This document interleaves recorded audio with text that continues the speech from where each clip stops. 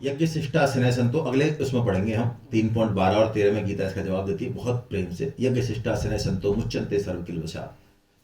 यदि हम लोग दान समझते हैं कि दान जब हमारा पेट भरेगा तो दान, ये बहुत बड़ा गलत कंसेप्ट है गीता के हिसाब से। दान का मतलब है आपके पास एक रोटी भी है क्या, क्या है, तो वो एक रोटी भी जिस सिस्टम से आ रही है उस सिस्टम को लौटाना हमारी प्राइम ड्यूटी है।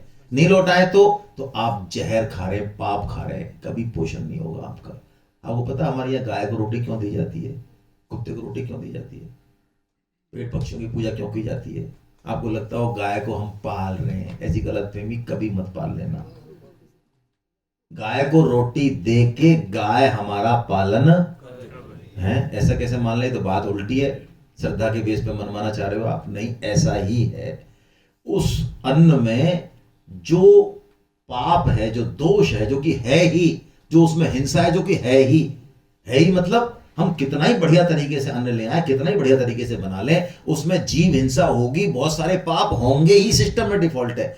उस पाप का भक्षण हम करते, लेकिन गाय को देने से वो सारे पाप निकल के गाय को चले जाते हैं और जो बचता है वो अमृत बचता है, तो हम अमृतासी हो जाते हैं। इसको बोला अमृतासी, पुत्र अमृतस्य पुत्र जो बोला ना, यानी अब गाय हमारे पापों का शमन कर रही है, तो गाय को हम दे रहे हैं कि गाय हमको दे रही है? राजीव दीक्षित का नाम सुना है आपने? राजीव दीक्षित जी का सुनना ही चाहिए वैसे तो। राजीव दीक्षित जी ने, उनकी पूना में एक गौशाला फॉर्म था, उन्होंने वो साइंटिफिक एमटेक है, वो बीटेक एमटेक है, उन्होंने इसको प्रूव करके दिखा दिया।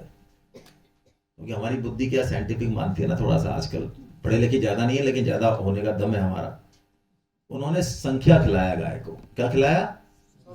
जहर खिलाया, एक लिमिटेड मात्रा में जहर खिलाया, और 3 महीने तक जब वो जहर खिलाते रहे और उसका मल मूत्र, मल नहीं बोलना चाहिए मुझे, गौ में गौमूत्र और ब्लड और दूध, उन चारों को चेक करते रहे, उसमें संख्या की